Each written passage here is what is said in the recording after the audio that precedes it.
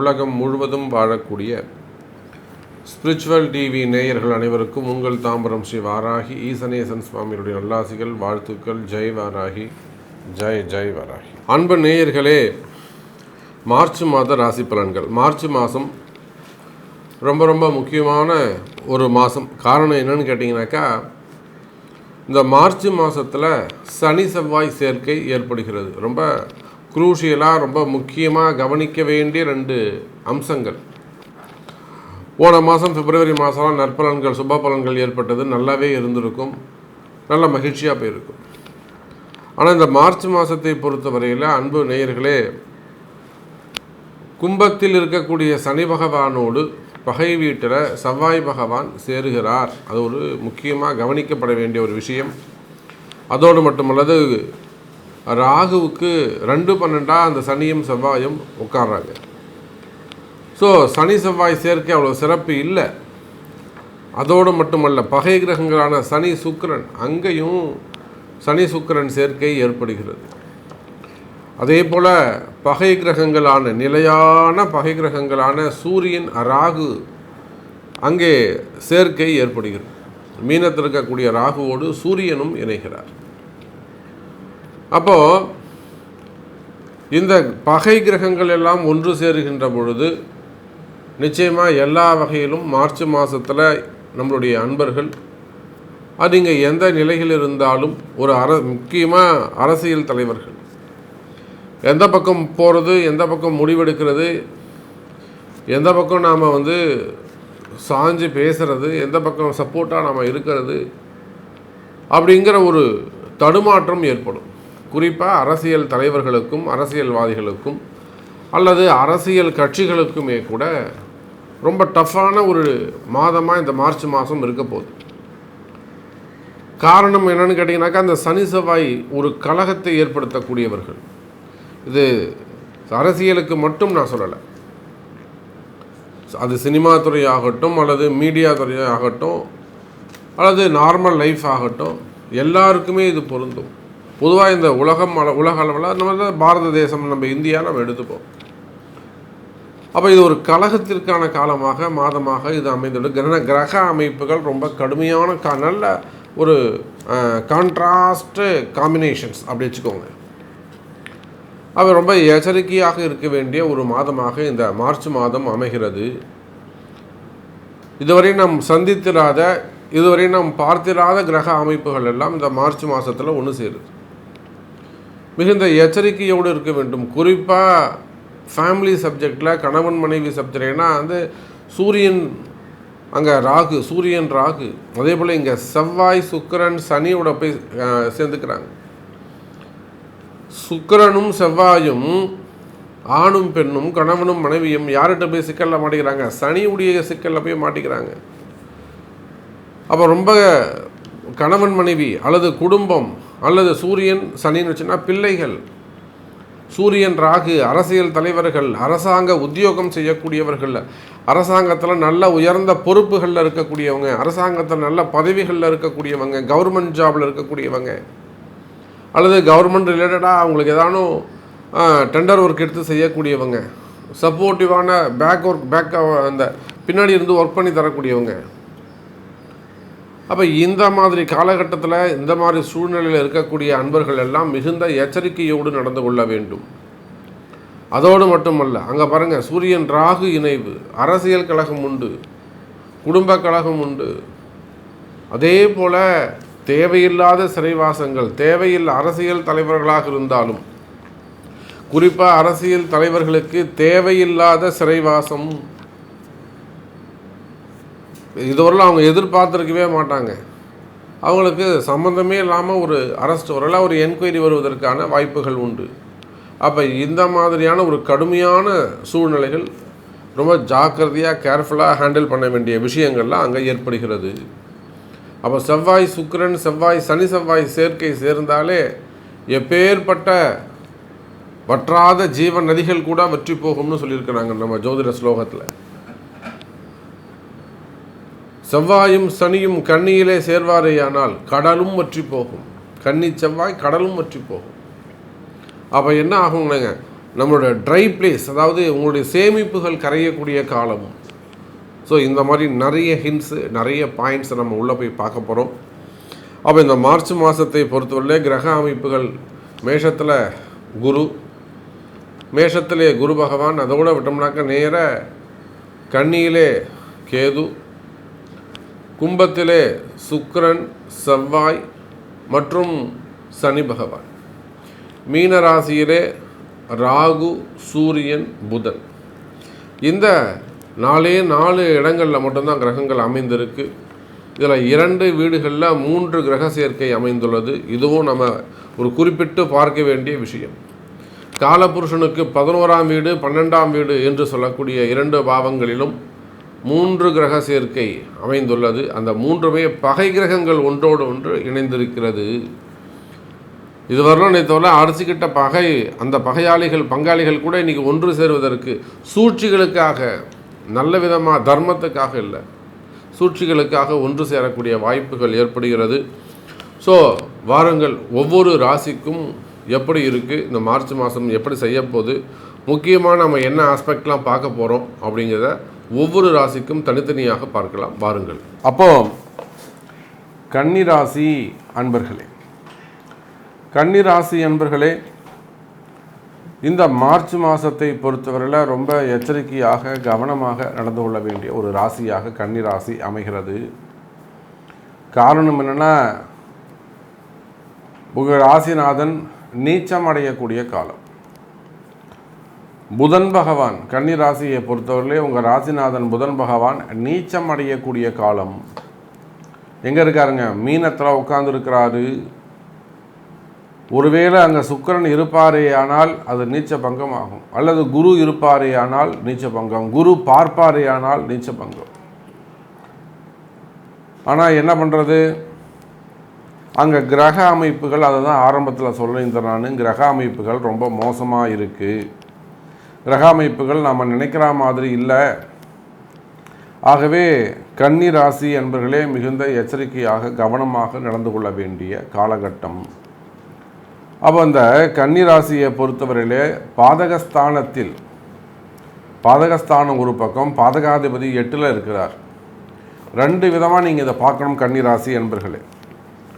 எல்லாரும் சொல்லலாம், கன்னி ராசி என்பர்களே நீங்கள் சூப்பராக இருப்பீங்க, டாப்பாக இருப்பீங்க, குடி கட்டி பறக்க போகிறீங்க, மகாலட்சுமி யோகம், அடிக்கிறது தூள் எல்லாம் சொல்லலாம். ஆனால் நிதர்சனமான உண்மை என்ன, கன்னிராசி என்பவர்கள் உண்மையிலே சிறப்பாக இருக்காங்களா, அவங்களுக்கு கரெக்டாக நடக்குதான்னு கேட்டாக்கா நிறைய புதிய புதிய எதிரிகள் தோன்றுகிறார்கள். உண்மையா இல்லையா? மனசாட்சியை தொட்டு சொல்லுங்கள், மனசாட்சியை தொட்டு சொல்லுங்கள். புதுசாக எதிரி வராங்க சாமி. அப்படி இல்லைன்னா நீண்ட நாளாக என் கூட இருந்தவனே எனக்கு எதிரியாக மாறுறான், அவ்வளோ ஒரு பொறாம சாமி அவன்கிட்ட, அவ்வளோ ஒரு அட்டுழியம் பண்ணுறான், ஒழிக்கணும், என்னை ஒழிக்கணும்னு நினைக்கிறான். எத்தனை கன்னிராசி என்பவர்கள் எவ்வளோ உயர்ந்த நிலையில் இருக்கக்கூடியவர்கள், வெளிநாட்டில் பிஸ்னஸ் பண்ணக்கூடியவங்க, அன்றைக்கி கூட வெளிநாட்டிலேருந்து ஒரு அரசியலில் ஈடுபட்டிருக்கக்கூடியவர்கள் பேசுகிறாங்க, நம்ம கூடவே இருக்கிறார் சார், அவர் நம்ம கூட இருக்கக்கூடியவர் சாமி, அவர் என் கூடயே அரசியலில் பயணம் பண்ணுறாங்க, நான் தான் அவர் எல்லாமே டெவலப் பண்ணி விட்றேன், நான் இன்றைக்கி நல்ல ஒரு ரேங்க் ஹையர் பொசிஷனில் இருக்கேன் இந்த நாட்டில்.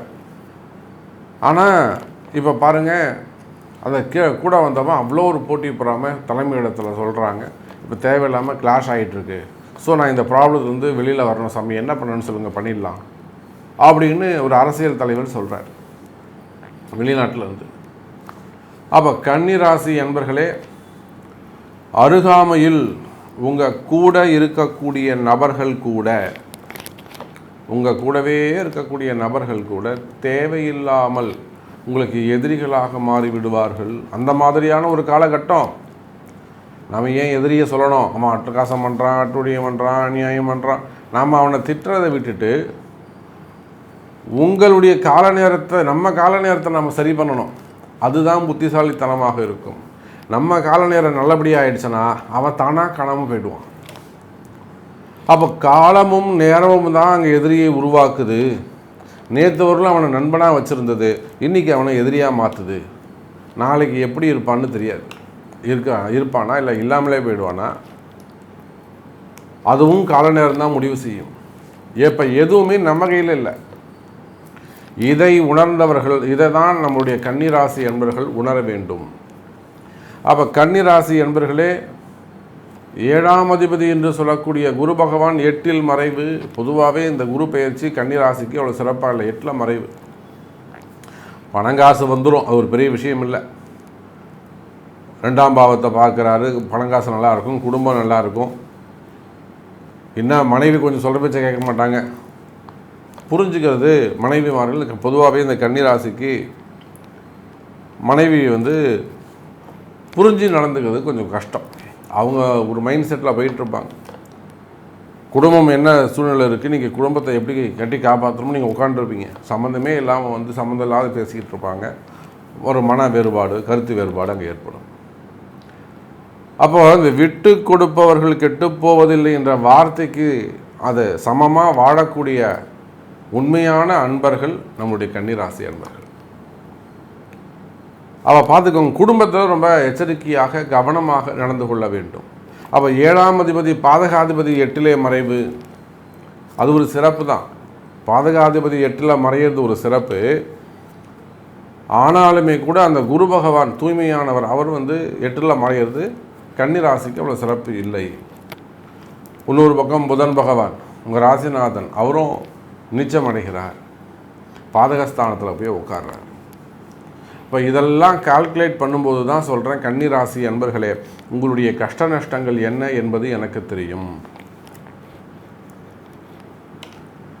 நீங்கள் எந்த தொழில் செய்பவராக இருந்தாலும் சரிதான், எந்த வேலை செய்பவராக இருந்தாலும் சரிதான், வேலை செய்கிற இடத்துல உங்களுக்கு என்ன மாதிரியான பிரச்சனை இருக்குது, வேலை செய்கிற இடத்துல உங்களுக்கு என்ன மாதிரியான ட்ரபுள்ஸ் இருக்குது, ஹையர் ஆஃபீஸருடைய ப்ராப்ளம் என்ன, உங்களுக்கு ஜாப் இருக்குமா இல்லையாங்கிற மாதிரி ஒரு பயம். அதே சமயத்தில் பிஸ்னஸ் பண்ணுறீங்கன்னா பிஸ்னஸில் எந்த மாதிரியான ட்ரபுள்ஸ் இருக்கும், எவ்வளோ அந்த கஷ்ட நஷ்டங்கள் இருக்கும். இது எல்லாமே என்னால் உணர முடிகிறது கன்னிராசி அன்பர்களே. அப்போ அதுக்கு தான் சொல்கிறேன். அதாவது இந்த கிரக காம்பினேஷனை நான் சொல்கிறதே கன்னிராசி அன்பர்களே அதுக்கு தான். உங்களுடைய கஷ்டங்கள் என்ன என்பது நிச்சயமாக ஓரளவுக்கு எனக்கு கணிக்க முடியும். இது எத்தனையோ கன்னிராசி அன்பர்கள், அரசியல் தலைவர்களாக ஆகட்டும், சினிமா துறையை சார்ந்தவர்களாக இருக்கட்டும், எத்தனையோ சினிமா துறையை சார்ந்த நபர்கள், அன்னை வாராகி இடத்திலே வாழ்க்கையை பெற்றவர்கள் ஏராளம். அன்றைக்கெல்லாம் ஒரு அரசு அதிகாரி சஸ்பெண்டே ஆகிட்டாருங்க. கிட்டத்தட்ட ஒரு 3 வருஷமாக போராடுறாரு. ஜட்ஜு வரலாம் போய் பார்த்து என்னென்னமோ போராட்டம் பண்ணிட்டு வராரு. உண்மையை எடுத்து சொல்கிறார், ஜெயிக்க முடியலை. அப்புறம் நம்மளுடைய பதிவை பார்த்துட்டு வராங்க. வாராகிக்கு ஒரு வழிபாடு செய்கிறோம், ஒரு பரிகாரம் செய்கிறோம். 3 வருஷமாக போடாத கையெழுத்தை நிச்சயமாக ஒரு 15 நாளில் அந்த கையெழுத்தை அந்த அதிகாரி போடுறார். அப்போ இந்த அதிசயத்தை செய்தது யார்? அன்னை வாராகி. அப்போ தைரியமாக செய்யணும் நாம் அதை. அப்போ கன்னிராசி என்பவர்களே, நீங்கள் செய்யக்கூடிய தொழில் பிரச்சனையானாலும் கால நேரத்தை கவனிச்சுக்கிட்டே இருக்கணும். எத்தனை மணி ஆகிருக்கு, எத்தனை நிமிஷம் ஆகிருக்கு, கால நேரத்தை நீங்கள் கவனிச்சுக்கிட்டே இருக்கணும். அப்போ கன்னிராசி என்பர்களே, காலம் கடுமையானதாக இருந்தாலுமே கூட கவனித்து செயல்படுவீர்களே ஆனால், அப்போ இதுக்கெல்லாம் நீங்கள் சொல்கிறது எல்லாமே கரெக்டுங்க சாமி, நீங்கள் சொல்கிறது எல்லாமே ஓகே, இதில் நாம் ஜெயிக்கணும், இது ஜெயிக்கிறதுக்கு என்ன வழி? நீங்கள் சொன்னதெல்லாம் நான் ஒத்துக்கிறேன், ரைட், ஆமாம் அப்படித்தான் இருக்கேன், சரி இதை நிவர்த்தி ஆகிறதுக்கு நான் என்ன செய்யணும் அப்படின்னு கேட்டிங்கனாக்கா, நிச்சயமாக கன்னிராசி என்பர்களே, அதுக்கு உங்கள் பிறப்பு ஜாதகம் தான் பேசும். உங்கள் பிறப்பு ஜாதகத்தை கொண்டு தான் அதுக்கு என்ன மாதிரியான ரெமெடி அப்படிங்கிறத எடுத்து அந்த ஆலய வழிபாடுகள் என்ன, இல்லை வேறு ஏதாவது செய்யணுமா அப்படிங்கிறத தெரிந்து அதை செய்வீர்களேயானால் நிச்சயமாக நிம்மதியான நிலையான எதிர்காலம் கன்னிராசிக்கு அமையும். ஆலய வழிபாடுகள் தான் கை கொடுக்கும்.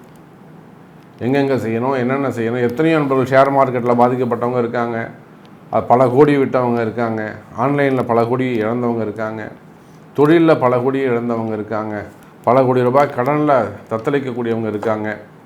இன்னும் சொல்லப்போனால் பல ஆயிரம் கோடி ரூபாய் தன்னுடைய பணத்தை இன்னொருத்தர்கிட்ட கொடுத்து காப்பாற்றுன்னு சொல்லி வச்சுருப்பாங்க. அவங்களால வரக்கூடிய சிக்கல்கள்லாம் நிறையவே இருக்குது. இதெல்லாம் ஒரு சில விஷயங்களை நம்ம நேரில் பேச முடியாது, எல்லாத்தையும் நம்ம சொல்ல முடியாது. ஏன்னா அந்த ராகு இருக்கிறதால ராசியில் ஏற்கனவே இருக்கக்கூடிய கேது, அந்த கேது என்ன பண்ணுவாருங்க, சம்பந்தம் இல்லாத வம்பு வழக்குகளை உருவாக்குவார், தேவையில்லாத வம்பு வழக்குகளை உருவாக்குவார். அப்போ கன்னி ராசி என்பவர்களே அந்த மாதிரியான பிரச்சனை, நம்பிக்கையான ஆள் இல்லை சாமி, எனக்கு ஒரு நல்ல நம்பிக்கையான ஆள் வேண்டும் அப்படின்னு சொன்னோம்னாக்கா நிச்சயமாக நல்ல நம்பிக்கையான ஆள் உங்களுக்கு கிடைப்பாங்க. சரியான நபர்கள் உங்களுக்கு அறிமுகமாவார்கள். அவங்கள நீங்கள் நிச்சயமாக நம்பி நல்ல முறையில் நீங்கள் ட்ராவல் பண்ணலாம். ஆனால் அதுக்கு முன்னாடி என்ன வேணுங்க, உரிய வழிபாடு. அப்போ கால நேரத்தை நீங்கள் சேஞ்ச் பண்ணணும். கால நேரத்தை அறிந்து உங்கள் ஜாதகத்தை கொண்டு வழிபாடுகள் செய்வீர்களே ஆனால் நல்ல முன்னேற்றம் ஏற்படும். கன்னிராசி நேயர்களே, அதே போல் தொழில் அமைப்புகளை பொறுத்தவரையிலே பில்டர்ஸ், அந்த தொழில் செய்யக்கூடிய பில்டர்ஸாக இருக்கலாம், ரியல் எஸ்டேட்டாக இருக்கலாம், கட்டுமான தொழிலில் ஈடுபட்டக்கூடிய மினரல்ஸு, பலவிதமான தொழில்கள், group of companies, multi group of companies, அந்த மாதிரி பலவிதமான தொழில்கள் செய்யக்கூடியவங்க, ஹாஸ்பிட்டல்ஸு, அதே போல் பெரிய பெரிய கல்வி நிறுவனங்கள், காலேஜஸ்லாம் வச்சு நடத்தக்கூடியவங்க, இன்னும் சொல்லப்போனால் மீடியா துறையில் ஒர்க் பண்ணக்கூடியவங்க, ஃபேக்ட்ரிஸ் வச்சு நடத்தக்கூடியவர்கள், இண்டஸ்ட்ரியல் எஸ்டேட்ஸு. அப்போ நிறைய பேர் கேட்குறாங்க, நிறைய இப்போ தொழிலில் வந்து பெரிய பெரிய கம்பெனியில் பெரிய ட்ரபுள்ஸ் ஏற்படும். நல்லா போய்ட்டு இருந்தது சார் கம்பெனி, இப்போ வந்து கொஞ்சம் டல்லாக இருக்குது அப்படின்னுவோம். அப்புறம் நம்ம அங்கே போய் பார்த்தா அந்த கம்பெனியில் எந்த இடத்துலன்னு பார்த்தோம், ஏதாவது ஒரு தெய்வத்தை அங்கே பிரதிஷ்டை பண்ணும், ஒரு விநாயகரோ அல்லது ஒரு காலபைரவரோ அல்லது ஒரு முருகரோ அல்லது அவங்க குலதெய்வமோ அந்த இடத்துல ஒரு பிரதிஷ்டை பண்ணுவோம். இப்படிலாம் நிறைய விஷயங்கள் அவங்க ஜாதகத்தை கொண்டு தான் நீங்கள், உங்கள் ஜாதகத்தை கொண்டு தான் நீங்கள் ஜெயிக்க முடியும். கன்னிராசி என்பர்களே, அப்போ காலமும் நேரமும் இந்த மார்ச் மாதத்தை பொறுத்தவரையிலே கவனமாக இருக்க சொல்லுகிறது. சூரியன் ராகு தொடர்பு, புதன் பகவான் உங்கள் ராசிநாதன் நீச்சம், அதே போல் 3க்கும் 8க்கும் உடைய முழு அசுபரான செவ்வாய் 6லே சனி பகவானோடு இணைவு, 2க்கும் 9க்கும் உடைய சுக்கிரன் 6ல் மறைவு. அப்போ நல்ல கிரகங்கள், சுப கிரகங்கள் ஏதாவது ஒரு கன்னிராசியை நல்லதாக பார்க்குதானா? இல்லை. அப்போ கன்னிராசியுடைய சுச்சுவேஷன்ஸ் என்ன, எப்படி இருக்குங்கிறது என்னால் கணிக்க முடியுது, என் கண்ணுக்கு தெரியுது, என்னால் கணிக்க முடியுது. அப்போ அதிக அக்கறை, வண்டி வாகன விபத்துகள், எல்லா இடத்துலையும் உடல்நிலை ஆரோக்கியங்கள், health, job, educations, family, relationship, இப்படி அது போக ஃபியர்னஸ், டிப்ரெஷன், இது எல்லாத்துக்கும் மேலே மறைமுகமான பிரச்சனைகள், செய்வினை கோளாறுகள், மந்திர மாந்திரீக தோஷங்கள், செய்வினை கோளாறுகள், புதையல் சம்பந்தப்பட்ட பிரச்சனைகள், இழப்புகள், இது எல்லா விஷயத்திலையுமேவும் என் அன்பு கன்னிராசி அன்பர்கள் கவனமாக இருக்க வேண்டும் என்பதை தெரிவித்துக்கொண்டு, நிச்சயமாக இந்த குற்றங்கள், தோஷங்கள் நிவர்த்தியாக வேண்டும் என்று சொன்னால் உங்கள் பிறப்பு ஜாதகம்தான் பேசும், அதை கொண்டு தெரிந்து கொள்ளுங்கள் என்பதை தெரிவித்துக்கொண்டு மீண்டும் ஒரு அற்புதமான பதிவில் சந்திக்கிறேன். ஜெய் வாராகி, ஜெய் ஜெய் வாராகி.